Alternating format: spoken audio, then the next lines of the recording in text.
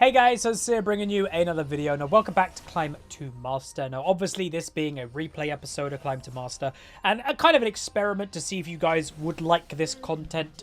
So obviously, recently we have not been focusing on my main account at all, because I haven't been playing on the main account for an abundance of reasons. But I've been slowly getting the urge to play on the main account again. And recently, within the last 5 days, I've played 5 games on my main account. And they've generally been going very, very well. And I'm getting fed in... Well, I've actually got fed in near enough all of the games. Unfortunately, the enemy team going for invade. For some reason, the Lee Sin... I don't know. I guess he didn't know that they were looping around. And yes, you just saw Rage Quit Lee Sin. Instantly, by the way, because obviously, why have I not been playing on the main account? I was like, oh, great. All the Rage Quitters, blah, blah, blah. Luckily, I will just say, spoiler, he does come back momentarily, but I can guarantee he did Alt F4 after that death. I can 100% guarantee that, but then he reconnects. So, don't be that guy. But yeah, so this is an experiment to see if you guys would like this content, that if I'm going to start playing on the main account again, and I get the occasional episode that I'm like, oh, this could make for a good YouTube video, I want you guys to let me know, would you guys want these replay episodes? And again, worth noting, we do replay episodes, obviously, for Challenge or Spectate. I also just noticed I will take away the subscriber number when I do these, so it doesn't block the cooldown of my abilities. But obviously, we do Challenge or Spectates in replays. I haven't done those for a couple of weeks, because I've just been very busy. But if you guys would like these replay episodes for my main account, then throw a like on the video, let me know in the comments, as obviously the more people that like it, comment, etc., the more that I'll be like, oh, people want this content. Hopefully you do, because, yeah. But what I would say, when would live game commentaries return for my main account, by the way? Most likely when I get the account minimum back in Diamond 2, maybe Diamond 1. I'll say this game was in Diamond 3 promo. So yeah, my account was all the way in the depths of Diamond 4, which obviously wasn't good. I know I'm not a Diamond 4 player, let's be honest. So, I was like, right, let's just get out of Diamond 4. And this was one of the games that obviously was a deciding game if I got promoted or not. And we're against a Garen. So why am I playing Kayle? If you actually look at my match history of my main account, of my recent 5 games, 4 of those were actually on Shen. Using my new Shen strategy that obviously I discovered, the Ignite Shen, with the domination in your secondary tree, and you can play very aggressive. Your ultimate cooldown is relatively low because you got Ultimate Hunter. Why didn't I go Shen this game? Well, basically, the game before this, again, none of these were recorded. I'm not recording any of them. I'm purely focusing on playing the game. That's why this is a replay, not a point of view. Maybe I'll do point of views when we get in Diamond 2 and then live commentaries back when I'm in Diamond 1. Maybe. It's just to help me focus. But the game before this, I played Shen. Got fed. We were winning the game really easily. The enemy AD carry had 17 deaths. We lost the game. We lost the game because, unfortunately, we were relying on one person to carry.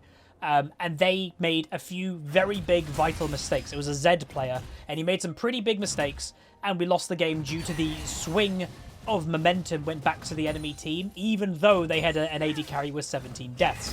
And in this game, I was like, all right, I need to win the promo. Shen, I've been doing well with. It's not going to put me off playing him, but for this deciding promo game, I need to play something that has carry potential. And my Kayle, I'd say, is pretty good. Obviously, it is a risk playing Kayle because she is very weak in the early game. You know, it doesn't exist, practically, her early game. You are hoping your team basically doesn't int in the early to allow you to scale. But, you know, the rhyme, scale with Kayle, if you do get mid to late game, she's an absolute monster. And the title of this video is most likely something to do with the late game hyper carry nature or carrying something, you know, with Kayle. Because, yeah, she's very good at doing that. But obviously does have that innate risk of having to wait. Now, one thing you'll notice, we're against a Garen. So a lot of people know I do not rate Garen as a very good champion. I don't think I've ever lost, technically, lane to a Garen in a pure 1v1. And I'm not just saying that. I genuinely don't think I've ever lost badly to a Garen, like got killed by him and stuff. Because he's incredibly predictable. And the actual champion has no... He has no outskill potential. So you know, like a Darius, they're very similar, Darius and Garen. Well, Darius obviously has his E that he has to land or not land. He has his Q that he has to hit the perfect amount, you know, for the the circle for the Q. You need to do your W well to get a better auto attack reset for your passive. Like, Garen's got outplay potential, even though he's still a relatively basic champion. Garen doesn't have any of that. Like, Garen is just a very basic run at you, that's it champion. Now, one thing that was confusing me is this matchup is heavily favored into Kayle, like, by mid-game. Like, as soon as I hit level 6, I am not scared of this Garen whatsoever. So I was actually preparing myself. Okay, early game is going to be rough. Okay, I don't mind getting out-farmed in the early game. Yeah, look at the farm. We're even. If anything, I might be like, well, yeah, we're basically even in farm by the time he gets this. And I've just hit level 6. So and it's not like I've been doing anything special. This Garen has just played insanely passive. Like, insanely passive. Excuse me, I've got hiccups for some reason. So that was actually, while I was playing this game, weirding me out. And I was like, this guy knows he gets outscaled really badly, right? But apparently, well, maybe he didn't know, or maybe he thought, like, obviously with the Garen build, I know a lot of Garens are like, oh, when I get Triforce, then I'll go aggressive. But if I'm honest, if Garen doesn't punish a Kayle in the early game, even by the time he gets Triforce, if I've got my Gunblade, it's over. Like, he does not win that. So that's good. Enemy misfortune overextending, we can go look at it. Galio ultimating in. Lee Sin flashes, even though he was in range of the Galio ultimate to begin with. Nami also getting caught by the pike. Both of them will end up dying. And yes, that is a double kill, unfortunately, for Galio. So it is Galio mid. Galio mid is okay. Would I recommend it personally for climbing? Not really. I also, small spoiler, you will see a partial reason to that this game. He is not a carry. Obviously, like, he's good, he can do decent damage, but comparing him to other AP mages, he doesn't have enough carry potential in comparison, and obviously he is a lot of the time in melee range, so if you're building full AP, well then you're squishy-ish, and if you're not building full AP, you go the Aftershock tanker build, then you don't have the damage. So I think there's like a weird thing with Galio that in order to make Galio work, you need a really big hyper-scaling carry comp around you. So like you need something not a Jarvan or not a Garen. You might need like a Jax in top lane instead. Something that scales a lot better for that carry potential that you might be missing a bit. Because obviously Galio does give a lot of utility. He does the ultimate in, he does the taunt, he does the E knockup. So he brings utility and a bit of damage. I think you need something in top lane or at least jungle that has good carry potential. Or like, in jungle, an Evelyn or something that can use the CC of a Galio kind of, So I'm going to go back, again, relatively even farm. Worth noting, as we kind of said earlier, I do not mind dropping a bit down in farm to the Garen in the early to mid game. We're still technically in early game here. It's pre-10 minutes. We've got our Cutlass. Now, why did I go Cutlass? Why did I feel the need to base? Because I didn't need to base then. I based because the slow, the actual use of the item is very useful against Garen, because he has to run at you. Throwing my Q at him slows him, but also having that little Cutlass slow also slows him. So it just gives me that extra little confidence to stay away from him. Some people may notice I haven't touched upon it yet. My rune setup, which we can go over now. If I press C, it'll be in the bottom left over here. So I've gone Fleet Footwork. I'll explain why. Overheal, because Kayle heals quite a lot and all that. Alacrity, that's obvious attack speed. And Coup de Grace. Then we've gone Inspiration, Biscuits, Time Warp, and attack speed, adaptive damage, armor. So very standard. Why the Fleet Footwork instead of PTA? Obviously, PTA, still very good on Kayle. In essence, Fleet Footwork is very good against a pure melee champion like Garen. It gives you higher movement speed. It gives you a bit of healing. It gives you that type of element to Kayle. And I was expecting a challenging lane phase here, and obviously I haven't had one. Anyway, I'm going to go for a roam. Enemy team engaging. Lee Sin gets absolutely chunked. Hasn't died yet. Does die now. I am going to rotate over. Garen going for a teleport play. Pyke overextending a bit, and I am in the area. Nice Nami ultimate. Unfortunately, the bomber misses. I'm free auto-attacking in the area. I do get one kill. Unfortunately, the Nami goes down. I'm going to ult. Hit a 3-man ulti. Corki comes in. We do get both of them, and now Garen on the back foot. Double kill for me. Going for the Garen. Going to go for the flash, and that's also a double kill for Corki. So even though, like, if I'm honest, during that fight, part of me was like, I kind of wish I ulted the Nami. I could have kept her alive. In all honesty, it's actually better I didn't. The Nami ult hit, like, if I not ulted the Nami, maybe I would have saved her, but I think we might have disengaged or the enemy team may have ran away. Because I held it, they got a bit too greedy, and I got a triple ultimate, which obviously isn't crazy damage. It's what, like 200, I'd say? 230 odd damage. Like, that's not bad to get a triple ult, and it enabled Corki to get there in time. So in essence, it worked really well. Really good roam. Garen used teleport. I didn't, by the way. I just ran down. Unfortunately, Corki does overstay in mid and gets ganked by a Pyke. Again, it's a weird situation, like when Pyke's in the game, because he has obviously a very, very heavy roaming support. Now, what also freaked me out was this purchase, Sanguine Blade.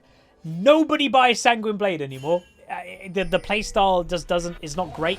And again, while near one or fewer visible enemy champions, you gain 40% attack speed. It's a bit of a weird. It's a bit of a weird item to buy as an AD carry, because you're never, at least a Misfortune, you're never really going to be 1v1ing people. So therefore, there's probably always going to be 2 people near you. Therefore, you'll probably never get Sanguine. Anyway, the enemy team going for a dive. I do come in the area, and I will say, I do take that kill. Why do I purposely take that kill? Because I use teleport. Like, it's an investment. That's the one thing you've always got to think about when you're using a summoner spell to do a play. You're basically investing that summoner spell. Now, the enemy team a bit on the back foot. Again, Garen, it kind of felt like this Garen was a bit lost a lot this game, I will say. Like, he could have mega hard pushed top lane. He didn't do anything anyway. He could have mega hard pushed top lane and then got on 2-3 tower plates. He just hovered in mid, not really achieving anything. Also notice, I am not returning to top lane yet. I'm like, right, let's do the dragon. So, as you'll know, how do you carry from top lane? Well, the first good play that we did, meanwhile Pyke does a Q on me. Jarvan coming in. Unfortunately, I will say, the Jhin dies in a fight in bot lane. Lee Sin going for it. I don't think I've got ultimate up. I don't. It's close, but I unfortunately didn't have ultimate up. The Jhin died in a 1v1, which again, that you know, there's Sanguine. I'm going to kill the Misfortune. I'm going to try my best to survive here. Nearly got my ult. I get the ultimate down, avoid the Pyke ultimate, doing a bunch of damage. I do go down, but this should enable Corki to maybe clean up here, because they're all pretty low. What can he do? Maybe nothing, especially now he gets hooked. He's on the back foot. Enemy team going to walk in. Corki does get killed. Unfortunately, Nami not offering too much help, but she also didn't have, unfortunately, enough mana. So Corki misplayed that, mainly just getting hit by the Pyke Q. If that didn't happen, I think he probably could have killed 1, maybe 2 of them. But the main thing that I'd say went bad there, we got the dragon, which is good, I think. Unfortunately, the dragon should appear down here, but it's not in the replay. The Jhin dying in the 1v1. Like, that honestly ruined a lot of our, like, pressure. So maybe, again, people will say, maybe the Sanguine is working, I guess. But if I'm not mistaken, because I know I've got it wrong in the past, Sanguine only procs if 1 or fewer visible enemy champions. So it's not if, like, your support is with you. It's if you're in a 1v1, it works. Or if you're split pushing with no one around, you get better attack speed. Again, I think it's a really weird item to buy on Misfortune, because in theory, in bot lane, there should always be 2 visible enemies, because you're in bot lane. And later, Misfortune is a team fighting AD carry.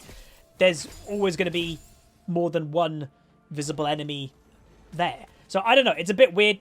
Garen, by the way, got double buffs because I killed Misfortune with doubles, and then Garen killed me with his ultimate. Not the worst thing. Again, the Garen hasn't had great involvement. I've been involved in 7 kills in this game at 14 minutes as Kayle. Garen's been involved in 2. So I think I was beginning the point, but the dragon happened. How do you carry from top lane? Well, if you notice, I've been involved in 7 kills this game. That is, apart from Nami, who is the support in my team, that is the most kill involvement in the game on my team. Nami's been involved in 8. I have been involved in 7 from top. Meanwhile, you can see right here, how does Kayle beat Garen? There you go.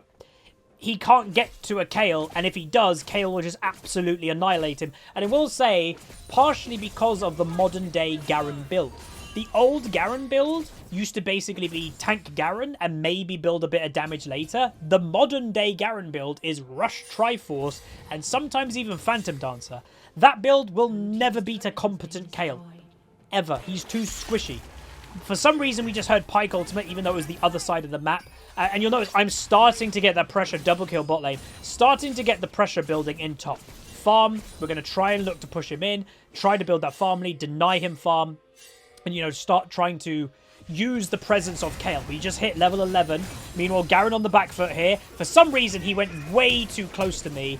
And I get a solo kill. Not really sure why. Not entirely convinced I needed ult then, but I just did just to play it safe. Gonna push top lane in.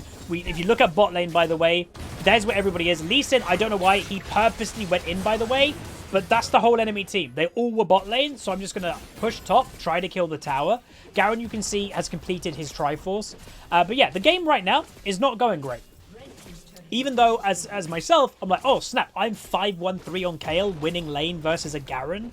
This is going great. Well, the Lee Sin, he was an interesting jungler. You saw, obviously, his mistake at level 1 and then rage quit. So I'd probably predict this guy is probably a ragey all-in type jungler. Meanwhile, you see Garen teleported, by the way. So again, worth noting, he has gone back, bought, teleported, and he's dead. So that is clearly the difference between these two champions. Unfortunately for me, Misfortune's top lane. So if Misfortune wasn't here, I would have just killed him again and based. Like, I would have just survived. Unfortunately, Misfortune was top, which I don't know why. But again, we didn't even have really Garen, I think in the time he died, teleported back. I think he completed his Triforce. I had the exact same items and killed him again. So yeah, like it's the difference between champion types. Kayle is a hyper carry top laner, scales incredibly well. She does have a relatively expensive item build, but it pays off if you manage to get the items. Well, versus Garen, unfortunately, Jhin gets caught. The Garen, again, I know I will say I am personally a little bit biased against Garen because I just don't think he's a very good champion. I've always said if you like Garen, just play Darius. It's a better version in practically every single regard. You know, it's a higher skill cap. Darius is a higher skill cap, higher carry potential. Maybe he's not tankier than a Garen, but are you really playing Darius to be tanky? And obviously modern day Garen isn't really that tanky anyway because of his build. Meanwhile, Lee Sin is hovering around the rift. He's maybe going to try and look to get the Garen to go for it. But with 4 people here, the enemy team get the second dragon of the game. And the enemy team now may try to stop us doing this. It does look like it. So Pyke is in the area. Nami ultimate comes through. She ults the thingy. I'm just going to absolutely annihilate the Garen, just get him away from the fight. Meanwhile, the enemy team is showing up. I am still kind of whacking on the Garen, but I do decide in a second to loop back around, I believe. The Lee Sin steals that, by the way, and now the re-engage can occur. Nice kill there. Damage is coming through.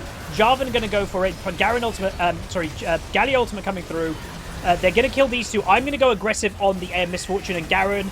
Kill both of those. And that is, in essence, an ace, but not yet. The Galio is here. And by the way, we kind of know he's there. He's probably in here. I decide, screw it, Corki can kill him. He does stop the base. Jin's also going over there. I'm going to instantly use the Rift Herald in mid lane. So here is the official ace, technically, of that team fight. I pop the Rift Herald, and there we go. So again, another great fight. Worth noting, once again, the Misfortune, even though she has a decent amount of strength, she has built the wrong item. I don't know if she did it by mistake. That was a pure 5v5 team fight, which means her Sanguine Blade didn't do squat. Meanwhile, Pyke, he kills the Rift Herald to sacrifice himself. Is that worth it? I mean, it's definitely not like 100% in. Like, he stopped a Rift Herald charge on his inhib tower. I don't know, like, that's okay. Like, but still giving a Kayle a kill. I'm now 825, 130 farm. Level 13, by the way, so I believe I'm the highest level in the game. Yes, I'm the highest level in the game. So very soon, they probably have no control over me now. Again, really good ultimate play that I did again, by the way, in that team fight. What you'll also see this game is I'm not just ulting to protect. I'm ulting to actually do damage as well. Like my first, where I got a triple ultimate damage, that was good. And in that fight, I hit my ultimate on 2 people. Meanwhile, Garen overextending, pop my Q, waiting a little bit for Corki with the Gunblade, and he will go down. And you can see he kind of gave up there. Garen is now 1 and 5. And yeah, this is going really good. Corki, by the way, as a champion, also scales very well. A lot of people who are newer to the game may not realize, Corki actually does majority magic damage. He used to be known as an AD carry, but even when he was an AD carry, he mainly did magic damage. His autos even do magic damage. So worth knowing that you know, if you look at our team comp, we've actually got a very balanced comp. We've got Kayle, who does hybrid damage, magic and AD. You've got Lee Sin, who's AD. You've got Corki, who is mainly magic damage, but also does a bit of AD damage. Jin, who's pure AD. And Nami, who is obviously more about utility, but has magic damage. I'm flanking, by the way, the Galio. Kayle, Singy ult coming through. Once again, you'll notice, I don't know why I did that flash. I remember thinking that was weird. Jarvan goes for a weird engage. But once again, you'll notice I ult myself, maybe a bit preemptively. What do? I walk into the Galio with my ultimate to do the damage with the ultimate. I never want just to ult and it not to do damage. It is designed, like right now, it is doing around 400, just maybe over damage. That's a lot of damage to not use if you're not going to use it. Meanwhile, do a bit of damage to the Misfortune. She will go down to the Jin with the Lee Sin's aid. And we are now breaking into the enemy base at 21 minutes. So you'll notice how the game has shifted. This game was going pretty bad. Pike goes down, by the way. This game was going pretty bad. Lee Sin was having a rough early to mid game. The bot lane wasn't doing so hot. Corki was doing fine, but the Galio was definitely more fed. But as you'll see here, this is what I mean. Galio's carry presence isn't that big because he's pure melee and he's incredibly squishy if he gets caught out. I don't know, like, again, and he's also, I may have said it earlier, he's also not an assassin. So, like, people are like, oh, but, like, Diana's pretty good, Fizz is pretty good, Echo's pretty good. Yeah, they are assassins. Galio isn't an assassin. So when he's doing this hyper AP build, he's incredibly squishy with then having to be in melee range. See where I think the partial problem with going hyper squish AP Galio is? And again, if you're playing Galio mid, it's great to deny an enemy mage against you. But if you're going the more tank-orientated Galio just to deny, well then you definitely don't have great carry potential because your damage is lackluster. Item build, by the way, standard Kayle. It's about maxing Q, by the way. Max Q with then rushing Gunblade. Why? It actually does a lot of burst damage. Meanwhile, fight breaking through. I'm going to teleport in, by the way, into the middle of the fight. Me and Garen teleport next to each other. Misfortune ultimate comes through. Going to try and just get rid of the Galio. You can see the damage is pretty damn high. So the fight itself doesn't turn out to be too bad. 2 enemies dead, 1 person dead for us. And now the enemy is arguably maybe on the back foot. I do have my ult available, and I do recall something happens here in a second that, yeah, so I do get CC'd, then also get Garen Q'd, so I couldn't get my ultimate off, but in essence, that puts the enemy team on the back foot. They used a lot to engage on me as a Kayle, and now, yeah, I'm potentially going to die. Nice Jin W, nice Pokeball, Water Gun, or whatever the hell you want to call it, Corki Q, and they will be, again, in essence, another ace. All 5 of them died in that kind of big team fight. Just for mine and Lee Sin's death. That's fine.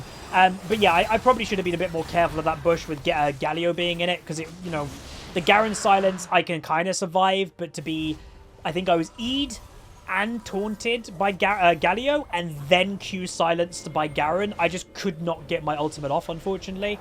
But again, overall, it was good. You know, for them melee engaging into me, it meant both of them died, so it's a 2-for-1 situation. That's okay, but obviously you don't want to die if you can help it. So again, right now we are 8-3-13, being involved in 21 kills this game out of the 29. Very high kill participation. Obviously Nami doing great as well, 23 kill participation in 29 kills, so she's just beating me, doing a little bit of damage. And I will say I do make a mistake here once again, so a couple of mistakes slipping through. I do get the ultimate off here, but I just didn't expect for mid. I do get womboed, but once again it is worth noting, unfortunately they don't get that kill. It is worth noting that the enemy team, I think, like saw kills in their eyes going, oh dude, we got him, let's go. They overextend, they get caught out, and as you can see here, I die, 3 of them die. So, no, yeah, 3 of them die, and Jarvan also nearly died. So, yes, it's a mistake by me. If I'm honest, I didn't really expect 4 people to be mid lane to engage on me. That was my bad. But, again, be positive in the fact that, okay, I died, but 4 of the enemy team died. That is a net positive. Meanwhile, Galio's doing his best, but again, very squishy now. They kill him and then return to the Baron. The base is actually being hit by super minions. Jarvan is looking to maybe go for a steal here. And he just gets absolutely annihilated by the Corki, who is now legendary, by the way. So Corki having a really good performance too. And I'm just going to head over to the bot lane to push that up. Obviously, what I want as Kayle is level 16. That is a big power spike just in general for Kayle. For those that don't know, they did change Kayle. That when her rework came, it was a bit too strong. She got true damage AoE at level 16. They took that away from her. Level 6, though, you become a ranged champion. Level 11, you get the AoE after a few seconds of attacking. Level 16, you always have the AoE enabled. You don't need the ramp up time to get the AoE. It's just always available. So for team fights, that is when Kayle becomes an absolute monster instantly. So I am pinging. Let's go for the tier 2 in bot lane. The reason why, well, there's more gold to actually gain. So there's actually a tier 1 that we actually haven't got yet, and there's a tier 2. If you went top lane, there's just a tier 2. Maximize the gold. Galio, unfortunately for him, being a bit caught out, going for the blue buff alone, will get killed. Jarvan going for a gauge, gets hit by the W and the bubble, does do a stopwatch. If you notice, by the way, in bot lane, I'm chilling bot. The reason why, I have confidence in my team. This is something that I've always said, that I need to split push more, but I've always lacked confidence in my team. After they got the insta-pick on the Galio, I did not need to be there. So I was like, I'm just going to commit, stay bot lane, you know, do that stuff. If you're wondering, I go for a flash there. I tried my best to get the ultimate on. Gonna go aggressive with my ultimate again, get another kill, and yeah, that is a triple kill for me. A lot of healing from the Nami, a lot of self-healing obviously as well. You can see the Jarvan's left the game, as in essence the game is over. And also the Pyke left, and there's the surrender. So there is the game, and what I'll do now, everybody, just bear with me for a few seconds. I will bring the damage number, damage on the screen. Because I did save it, because obviously that's the one negative of doing these. Sometimes I don't have the stats to show you.